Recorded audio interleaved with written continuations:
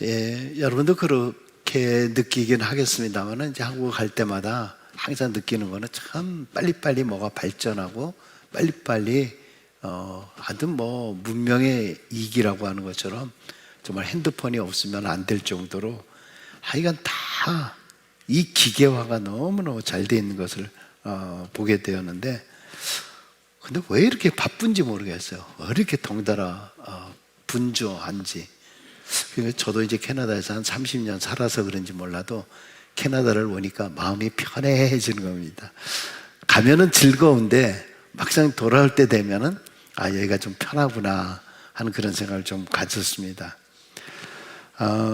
지금 사실은 뭐 캐나다나 뭐 한국이나 다 마찬가지입니다만은 세상이 너무 빨리 변해지고 있지 않습니까? 지금 시대는 뭐 AI 시대다라고 해서 인공지능입니다. 그러니까 모든 것들에 다 인공지능이 다 들어가게 되어 있는 거 아니겠습니까?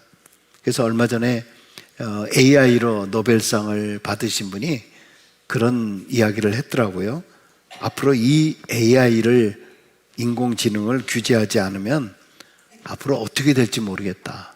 자기들도 두렵다는 거죠. 자기들도 개발을 하면서 이것이 어디까지 갈려는지 참 두렵다 하는 그런 표현을 했습니다. 요즘에 여기도 마찬가지입니다만 우리도 이 핸드폰에 모든 정보들이 다 들어가 있잖아요. 그래서 핸드폰을 어디다 놔버리거나 잃어버리면은 우리가 흔히 요즘 하는 말이 뭡니까? 멘붕이라 그러죠. 멘붕. 완전히 뭐 어떻게 해야 될지 막 정신이 혼미해지는 그런 사건들. 그러다 보니까 요즘 하는 말이, 옛날에 사람의 몸이 오장육부라 그랬는데 이제는 오장칠부다. 핸드폰이 떨어져 있지 않는 거예요. 여러분 손에. 지금도 여러분 바로 옆에 있을 거예요. 지금 손에 쥐고 계신 분도 아마 계실 거고요. 이 손에서 잘 때도 머리맡에다가 잘 모시고 그렇게 지내는 겁니다. 그때 어떤 분이 이런 멋진 시를 썼더라고요. 핸드폰은 나의 목자시니 내게 부족함이 없으리로다. 그 글을 보면서 정말 그렇구나. 이게 진짜 나의 목자가 되어지고 길도 가르쳐 주죠. 그 다음에 뭐 정보도 가르쳐 주죠. 모든 것을 다 가르쳐 주는 거예요. 여러분, 저는 이런 모든 것들을 보면서 예전에 사탄이 했던 일들이 뭔가, 사탄이 했던 일은 하나님을 바라보지 못하게 한 거잖아요. 사탄이 하는 일들이 하나님 없이도 될 수 있다. 너의 인생의 방향과 이 목표와 이런 것들을 다 잃어버리게 만드는 거예요. 초점이 없게 만드는 겁니다. 우리의 시선을 하나님이 아닌 다른 것을 보도록 만드는 것이죠. 여러분, 이러다 보니까 지금은 정신공황의 시대다. 우울증이 있는 사람들이 많고요. 정신적으로 불안해하는 사람들이 많고, 공황장애인 사람들이 많고, 그리고 자살하는 사람들이 또 많아졌고. 이상하죠? 잘 사는 것이 잘 살게 되었던 이 상황인데 정신적인 공황이 있는 사람들이 너무 많이 있다는 거죠. 사실 뭐 이 인간의 모든 삶은요, 다윗 시대에도 없었냐면 그렇지는 않아요. 그때에도 다 마찬가지로 정말 방황하고 고통스럽고 어렵고 이런 것들이 많이 있었던 시대였습니다. 오늘 시편 62편은 다윗의 시라고 되어 있는데요, 다윗이 1절에 이렇게 기도를 하고 있습니다. 나의 영혼이 잠잠히 하나님만 바라며 나의 구원이 그에게서 나오는도다. 여러분, 그런데 이 1절에 있는 말씀만 딱 읽어보면은 다윗이 지금 굉장히 평안한 상태에서 어디 호숫가를 바라보면서 나의 영혼이 잠잠히 하나님만 바랍니다 라고 하는 그런 상황인가 보다 착각할 수 있겠습니다만은, 성경 전체를 보다 보면, 이 62편 전체를 읽다 보면은 지금 다윗의 상황이요, 굉장히 위급한 상황입니다. 자기를 죽이려고 하는 사람들이 사방에 있는 그런 상황입니다. 그런데 이 상황 속에서 이 시를 읽는 사람들을 향해서 너희는 잠잠히 하나님만 바라보라, 이렇게 말씀하고 있다라고 한 것입니다. 여러분, 다윗은 이 시를 통해서 도대체 무엇을 말씀하고자 하는 것일까? 첫 번째는 사람을 바라보면 결국 흔들릴 수밖에 없다라고 하는 것을 이야기하고 있다는 것입니다. 3절을 같이 읽습니다. 3절. 넘어지는 담과 흔들리는 울타리 같이 사람을 죽이려고 너희가 일제히 공격하기를 언제까지 하려느냐. 그동안에 이제 다윗의 담이 되어지고 다윗의 울타리가 되어 주었던 그런 사람들이 있었습니다. 다윗의 추종자들이 있었습니다. 그런데 이 사람들이 담과 울타리가 되는 것이 아니라 이제 다윗을 죽이려고, 다윗을 배반하려고 지금 사방에서 노리고 있는 그런 상황. 이 사람들이 1등 공신이었고 다윗을 왕으로 세우는 그런 가신들이었는데, 자기들이 이제 높은 자리에 오르게 되니까 서로 말을 맞추고, 그리고 서로 거짓말로 다윗을 모함하고 일제히 공격하고 있는, 한마디로 세상에 정말 믿을 놈 하나도 없는 그런 그 상황이다라고 하는 이야기입니다. 여러분, 우리도 마찬가지로 억울한 일을 당할 때가 있습니다. 생각지도 않았던 일들. 여러분, 그러면은 여러분 잠잠할 수 있으세요? 내가 너무나 억울하니까 누군가에게 하소연하고 싶고 주변 사람들에게 이 억울함을 호소하면서 내 편 들어주기를 원하지 않습니까? 그런데 오늘 본문이 말하고자 하는 것은, 다윗이 말하고자 하는 것은 바로 그때, 바로 그런 억울한 상황 속에서 네가 어떻게 해야 되느냐, 그것이 아니라 바로 억울한 때, 바로 그 위급한 상황 속에서 사람들이 너를 협박하고 있는 바로 그때에 억울하다라고 하소연하는 것이 아니라 하나님을 바라볼 때다. 그때가 하나님을 바라볼 때다라고 말씀하고 있는 것입니다. 여러분, 거짓말 속에서 억울한 시절을 보냈던 그 사람이 바로 요셉이 아닙니까? 요셉은 형들의 그런 시기를 받게 되었습니다. 오히려 동생의 담과 울타리가 되어줘야 될 형들이 도리어 동생을 죽이려고 하다가 노예로 팔아버리지 않았습니까? 그리고 나서 나중에 가서 아버지에게 동생이 죽었다라고 그렇게 거짓말을 합니다. 그것뿐만 아니라 노예로 팔려갔잖아요. 그러다가 보디발 장군 밑에서 열심히 일을 했는데 장군의 아내의 억울한 모함으로 감옥에 갇히게 됩니다. 자기 인생이 왜 이러냐, 내 인생은 왜 이렇게 꼬이냐, 이제부터 내가 얼마나 잘해보려고 하는데 왜 이렇게 되는가. 정말 마음이 얼마나 억울하고 마음이 얼마나 요동쳤겠습니까? 그런데 요셉은 이러한 억울함을 풀기 위해서 사람들과 싸우지 않았어요. 오히려 그때에 더 하나님만을 바라보게 되었습니다. 하나님을 원망을 하면서 도대체 나를 왜 이렇게 합니까? 하나님 앞에 요구하지도 않았습니다. 다만 자신의 구원이 하나님께로부터 온다라고 하는 것을 신실하게 믿고 잠잠히 하나님만 바라보며 소망을 잃지 않았습니다. 즉, 내 방법이 아니라 하나님이 하실 것이다, 하나님이 알아서 다 처리하실 것이다 라고 맡긴 것이죠. 그때 마침내 하나님께서는 요셉을 들어서 애굽의 총리로 삼았을 뿐만이 아니라 자기의 백성들과 세계의 사람들을 기근에서부터 구원하는 그러한 놀라운 하나님의 원대한 그 계획의 일꾼으로 세움을 받게 되었다라고 하는 것입니다. 여러분, 지금까지 살아오면서 여러분의 삶을 흔들어 놓았던 그러한 일들이 얼마나 많이 있었습니까?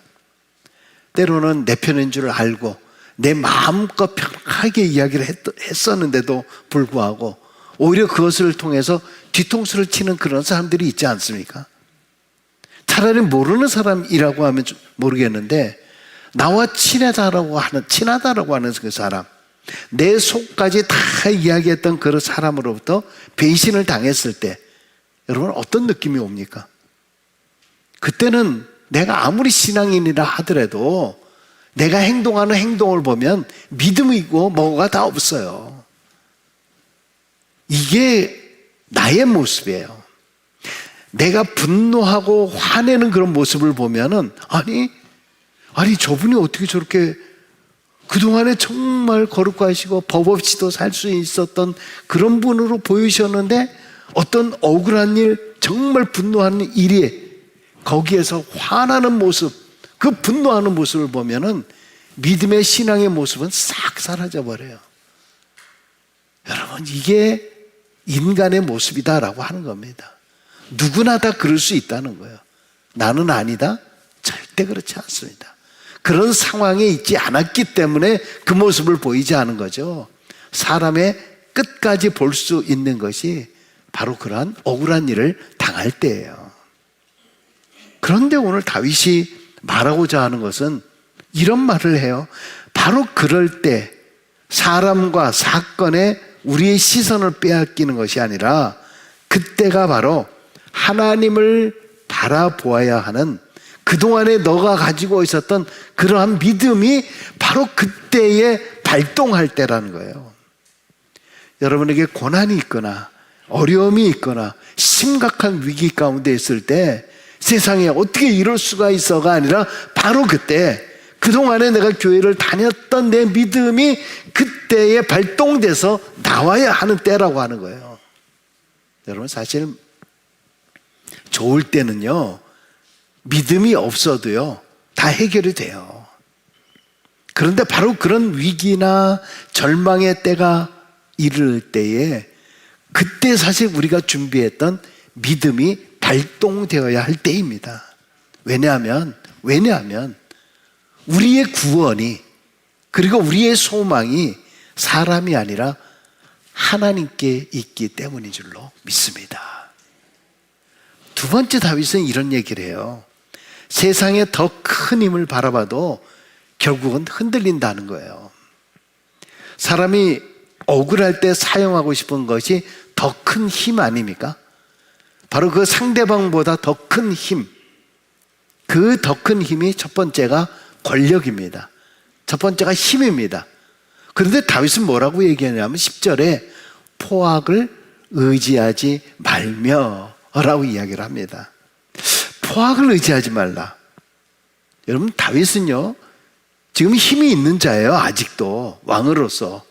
그리고 얼마든지 자신의 권력을 통해서 바로 그러한 자들을 처벌할 수도 있어요. 우리는 다윗에 대해서 많은 것을 지금 알고 있습니다. 성경을 통해서 아들 압살롬이 반역하는 일이 있었지 않습니까? 자기의 권력을 가지고 얼마든지 물리칠 수 있었어요. 근데 자식이라고 해서 아버지가 저주는 거예요. 또 시므이라고 하는 베냐민 지파 사람이 있었어요. 다윗을 향해서 저주하면서 돌을 던져요.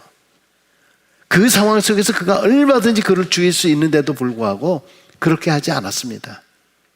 그리고 오늘 그는 잠잠히 그 상황 속에서 이것도 하나님께서 나에게 하시는 것일지 모르겠다 라고 생각을 하면서 그를 받아들여요. 그 모든 것을. 그리고 하나님께 소망을 겁니다. 이게 뭐예요? 이게 뭡니까? 내 행동대로, 내 혈기대로 반응하는 것이 아니라 그 모든 것조차도 하나님의 것으로 받아들이는 것. 이게 바로 믿음 아닌가요? 신앙인이라고 해도요, 보면은 자기의 힘으로 모든 것을 다 행하고자 하는 그런 사람들이 있습니다. 악으로 악을 갚으려고 하는 것을 당연하다라고 생각하는 사람들이 있어요.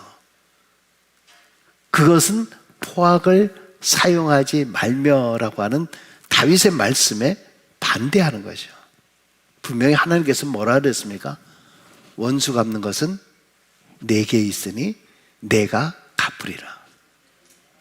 여러분이 힘과 수단과 어떤 사람을 통해서 갚는 것이 아니라 원수 갚는 것은 하나님이 갚으신다는 거예요. 두 번째는 어떤 힘을 의지합니까? 재물의 힘을 의지해요. 10절 읽습니다. 탈취한 것으로 허망하여지지 말며 재물이 늘어도 거기에 마음을 두지 말지어다. 여러분, 세상에 힘이 어디서 나오냐? 돈이에요, 돈. 사람이 왜 무시당한다라고 생각하십니까? 그것은 다름이 아니라 내가 돈이 없다라고 무시당하고 있다, 이렇게 생각을 하는 거예요. 그래서 그 이면에는 이 돈을 스스로가 사실은 굉장히 돈을 하나님보다 더 크게 보고 있는 거예요. 그렇기 때문에 내가 무시당한다라고 생각하는 거 아닙니까? 오죽하면은 정치 권력보다 재벌 권력이 더 크다, 이런 이야기 하잖아요. 정치가 굉장히 힘이 있는 것처럼 보이지만 그 사람들도 결국 돈 앞에서는 꼼짝 못한다라는 얘기 아닙니까? 이번에 신문에 보니까 트럼프가 대통령이 될 때에 테슬라의 주인인 머스크가 100억 불이라고 하는 그 돈을 후원해 줬다 그래요. 100억 불이요. 요즘은 놀라지도 않네요. 별로. 100억 불이 얼마인지조차 계산이 안 되니까 놀라지 않는 거죠. 그렇죠? 자, 100억 불을 투자했다 그러는데요. 그 나중에 신문에 보니까 트럼프 대통령 돼가지고요, 머스크가 100조 달러를 벌었다, 이렇게 나오더라고요. 그거는 와 하시네. 그거는 100조라고 그러니까 그거는 와 하시네요. 그래. 여러분, 이것은 결국 이 물질의 힘이 얼마나 크다라는 것을 지금 보여주는 거 아닙니까? 그런데 성경은요, 이 재물은, 이런 재물은 아주 위험한 것이다라고 말씀하고 있지 않습니까? 마태복음 6장 24절에 한 사람이 두 주인을 섬기지 못할 것이니 혹 이를 미워하며 저를 사랑하거니와 혹 이를 중히 여기며 저를 경히 여김이라. 너희가 하나님과 재물을 겸하여 섬기지 못하느니라. 오죽하면 하나님과 재물이라 그랬을까요? 하나님의 위치에 재물의 위치를 올려놓은 거예요. 그만큼 하나님을 섬기는 것, 재물을 섬기는 것을 동일선상으로 보고 있는 거예요. 근데 예수님께서 하시는 말씀은 뭐냐면, 사람이 재물의 주인이 되어서 재물이 사람을 섬기는데 사용되는 것, 여러분 그렇게 생각할지 모르겠지만 오히려 재물이 사람의 주인이 되어서 사람이 재물을 바라보면서 섬길 수 있게 될 것이다, 경고하는 말이에요. 예를 들면 쉽게 얘기하면, 사람이 왜 사람을 죽입니까? 왜 사람을 죽입니까? 돈을 받고 청부살인을 하는 거예요. 돈 때문에 사람을 죽이는 거예요. 돈이 주인이 되는 거예요. 사람이 주인이 아니에요. 우리가 살아가면서 돈이 내 삶의 주인이 되는 거예요. 몸이 막 아파 봐요. 몸이 아픈데도 내가 출근을 해서 가요. 왜 갑니까? 돈 벌려고 가는 거 아니에요. 돈이 주인이 되는 거예요. 우리 삶의 모든 것들이 다 돈이 되는 겁니다. 돈이 주인이 되고 있어요. 야고보서 4장 4절에 보면, 세상과 벗된 것이 하나님과 원수됨을 알지 못하느냐. 누구든지 세상과 벗이 되고자 하는 자는 스스로 하나님과 원수되는 것이니라. 세상과 벗된 것이 하나님과 원수된다. 이게 도대체 무슨 말인가? 그러면 우리가 세상 속에서 살고 있는데 세상의 모든 것을 거부하면서 우리가 그럼 살라는 겁니까? 우리가 그런 질문을 해볼 수가 있습니다. 그렇지 않죠. 성도들에게 돈이 필요 없습니까? 성도들에겐 차가 필요 없어요? 성도들에게 집이 필요 없습니까? 다 필요하죠. 근데 뭘 얘기하고 있습니까?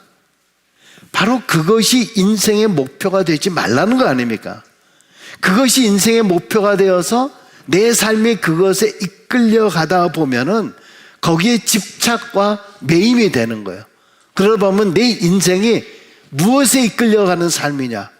하나님이 주신 인생의 목적에 이끌려 사는 삶이 아니라 재물이 목적에 이끌려 사는 그런 인생이 된다라고 하는 것입니다. 여러분의 평생이 살아오면서 내 삶을 뒤돌아보십시오. 내가 무엇을 목적으로 향해서 살아왔던가, 지금까지 살아오면서 사실은 물질에 매여있던 삶 아닙니까? 그렇다라고 해서 여러분 얼마나 부자가 되었습니까? 얼마나 대단한 걸 가지고 계십니까?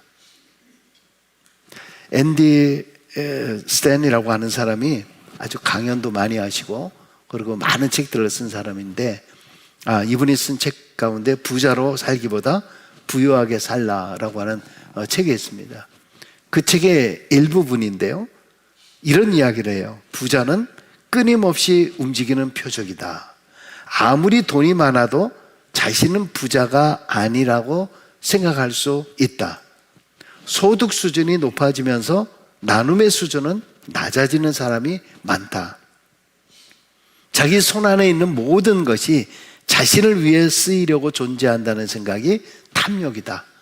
그러면서 하는 말이 부자는 자기를 위해 돈을 쓰려는 사람이고 부요한 자는 다른 사람을 위해서 하나님을 위해서 돈을 쓰려는 사람이다. 소득 수준이 높아지면서 나눔의 수준은 낮아지는 사람이 많다. 무슨 말입니까? 처음에 이 사람이 나눔을 잘한 사람이에요. 내가 100불이 있을 때 10불을 나눔을 하던 사람이에요. 내가 1000불이 있을 때 100불의 나눔을 수준을 잘했어요. 그런데 자꾸 소득의 수준이 높아지니까 100만 불을 벌기 시작하니까 10만 불을 나누는 것이 아까워지기 시작을 하는 거예요. 내가 1000만 불을 번다라고 생각하니까 100만 불을 하는 것에 더 아까워지기 시작하는 거예요. 우리 여러분 생각할 때는 부자가 많이 가진 게 많으니까 많이 베푼다라고 생각할지 모르지만 여러분 생각보다 그렇지 않아요. 여러분들이 1000만 불을 안 가지고 계셔서 그러지 가지고 계셔 보세요. 그게 쉽게 될 수 있을 것 같으세요? 우리는 쉽게 이야기합니다. 저 사람은 저렇게 부자인데 별로 나누지 않아요. 여러분은 100불을 가지고 있을 때 얼마나 나누셨어요? 1000불을 가지고 계실 때 얼마나 나누셨습니까? 내가 100불에서 10불을 나누지 못하는 사람은요 1000만 불이 있어도요 그분은 10불도 나누지 못해요. 우리의 모습이 그래요. 그래가지고 내가 부자가 되었다? 부자가 되어서 자기만을 위해서 쓰는 사람은 탐욕이 되는 거예요. 그 물질은 결국은 하나님을 위해서 사용하는 것이 아니라 사단을 위해서 사용하는 거예요. 자기만을 위해서, 탐욕을 위해서 사용하는 거죠. 진정한 부요한 자는 진정한 부요함, 그것은 다른 사람을 위해서 그리고 하나님을 위해서 사용하는 것, 그것이 진짜 부요한 거예요. 부자는 자기의 외형적인 것만 부자지만 부요한 자는 내면이 부요해지는 거예요. 내면이 풍성해지는 거예요. 다윗은 오늘날 사람들이 의지하고자 하는 두 가지 권력과 재물, 본인 스스로가 그것을 다 가지고 있던 사람이었는데 그런 것들이 결국은 다 헛된 것이다. 헛된 것이다. 그것을 의지하지 말라. 그러면서 마지막 권면이 뭡니까? 세 번째가 잠잠히 하나님만 바라보고 그에게 쏟아놓으라 라고 말합니다. 62편 8절 한번 있습니다. 백성들아 시시로를 의지하고 그의 앞에 마음을 토하라. 하나님은 우리의 피난처시로다. 시시로 그를 의지하라. 시시로라고 하는 것은 all the time을 얘기하는 거예요. 그냥 가끔 가다가 아니라 항상 매 순간순간 하나님을 의지하라.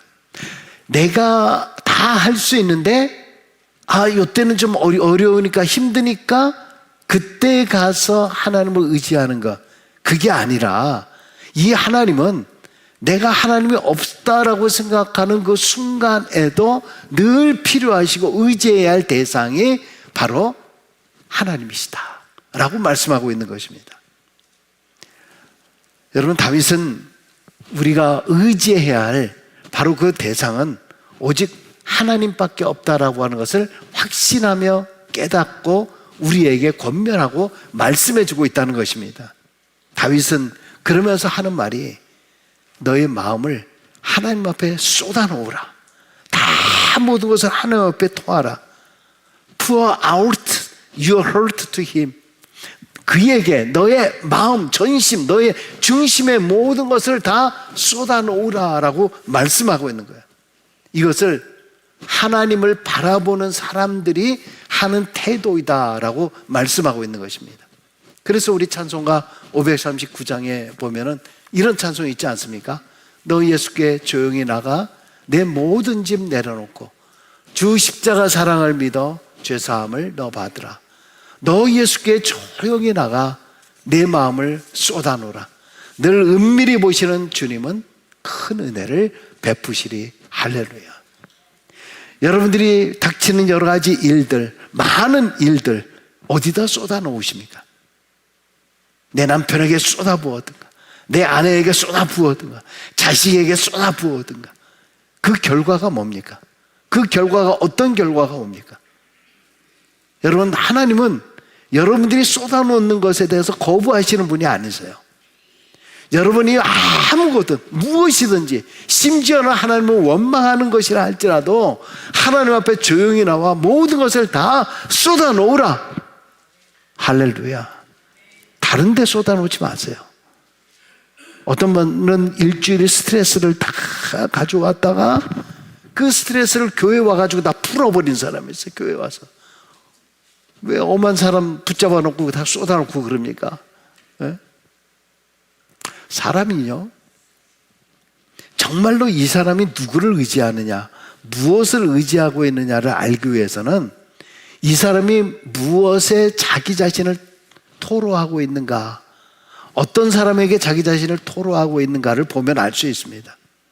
어떤 사람은 어떤 사람을 붙들어 놓고 자기의 마음을 좀 알아달라고, 자기의 마음을 들어달라고 매일 그 사람에게 매달리고 이야기를 하면은 여러분, 그 사람이 해결해 줄 수 있나요? 여러분, 속 안에 있는 거, 내 남편이 내 속을 몰라준다라고 해서 다 얘기한다고 해서 그 남편이 해결해 줄 수 있나요? 그래서 결국 원망만 드러나잖아요. 내 아내한테 무슨 얘기를 다 한다라고 해서 아내가 다 해결해 줍니까? 오히려 정신 차려 이 남편아, 오히려 그런 소리 하는 거예요. 누가 해결해 줍니까? 사람에게 한계가 있는데 어떻게 사람이 그 모든 것을 해결해 줄 수 있겠습니까? 사람은 사람을 붙잡고 내 자신의 마음을 알아주기를 원하고 동정해 주기를 원하지만 그 사람이 사람의 마음을 어떻게 알 수 있겠어요? 그냥 내 경험해 본 그 유추해 보는 그 정도 외에는 뭘 더 얘기해 줄 수 있겠습니까? 그런데 진정 하나님을 바라보는 사람은 하나님 앞에 나와서 내 마음을 토로합니다. 물론 우리가 하나님 앞에 간구하고 기도해도 그것이 어떤 음성으로 들려지거나 어떤 액션이 이루어지거나 하는 것을 잘 볼 수가 없어요. 그런데 여러분이 그 답답했던 것, 그 힘들었던 것, 하나님 앞에 눈물로 기도했던 모든 것들, 그런데 우리가 하나님의 행하심을 알아채지 못할 때가 있어요. 분명히 나중에 뒤돌아서 이렇게 보다 보면은 이게 됐네? 그게 이렇게 해결됐네? 그때는 눈물 콧물 하면서 이거 어떻게 하지? 이거 어떻게 해야 되지? 막 하면서 어쨌든 하나님 정말 어떻게 해야 될지 몰라 막 이러고 있었는데 세월이 지나서 이렇게 뒤돌아보면 어머, 세상에 이거 어떻게 이렇게 됐지? 어떻게 이렇게 됐지? 그게 나를 흔들어버리는, 나를 끝내버리는 바로 그런 상황이 아니라 오히려 더 선한 길들로 인도해 주시는 하나님의 놀라운 역사. 우리가 눈치로 알아채지 못하지만은 하나님께서 그 모든 것도 하나하나 해결해 주셨다는 거예요. 할렐루야. 어떤 사람은 난 기도 안 해요 그러시는 분들이 있어요. 기도해봐야 뭐 되는 게 있나, 뭐 이루어지는 게 있나, 병이 뭐 낫기나 하나, 뭐 되지도 않는데 뭐 하나님이 뭐 전능하시다는데 뭐 알아서 해주시겠지. 여러분, 기도라는 게 뭔가요? 기도라는 거는요, 내 사정을 모르시는 하나님 앞에 내 형편을 설명하는 거. 하나님, 내가 지금 이런 형편. 여러분, 하나님이 모르시는 하나님이 아니에요. 오히려 내가 이런 말을 통해서 하나님 앞에 기도함을 통해서 우리를 스스로를 깨닫게 하는 거예요. 이래서 기도를 하라는 겁니다. 하나님께서 우리로 하여금 기도하기를 요청하는 겁니다. 기도를 통해서 내 자신을 얼마나 이기적이고 내가 얼마나 믿음이 없고 내가 얼마나 교만한 존재인가를 깨달아 알게 하는 거예요. 그 사람을 원망하고 그 사람을 손가락질하고 그 사람에 대해서 분노하는 마음을 갖게 되었는데, 기도를 통해서 내가 얼마나 이렇게 좁쌀만한 그러한 믿음을 갖고 있는 건지, 좁쌀만한 그러한 나의 모습인지, 바로 자기 자신을 바라보면서 내가 겸손해질 수가 있게 되는 것입니다. 우리의 마음을 쏟아놓음을 통해서 나를 내려놓고 하나님에 대한 의지와 바라봄과 하나님의 행하심에 대한 기대를 품게 하는 거예요. 이게 바로 기도입니다. 하나님을 바라본다라고 하는 것은 하나님의 주권 앞에 내 자신을 복종시키는 거예요.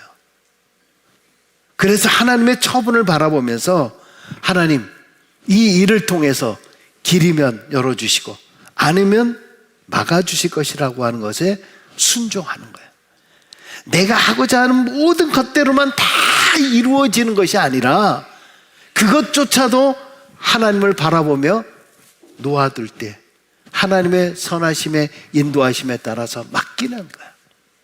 그때 하나님께서는 내가 원하지 않는 방향으로 나를 이끈다 할지라도 뒤돌아보면 그것이 하나님이 나를 향한 최적의 방법이었다라는 것을 깨닫게 되는 거예요. 그때 바로 믿음이 이거구나, 내가 믿음 생활하는 이유가 이거구나, 이것을 우리가 깨닫게 되는 줄로 믿습니다. 세상의 문화가, 세상의 모든 것들이 하나님을 바라볼 수 없도록 방해한다 할지라도 우리는 그럴수록 오히려 더 그것을 해치고 하나님을 바라보고 구하면서 살아가는 것이 바로 오늘 우리 성도됨의 특권인 줄로 믿습니다. 아무리 기가 막힌 일들이 많이 일어나지만 오히려 더 하나님 앞에, 그때가 하나님 앞에 더 잠잠히 바라볼 때입니다.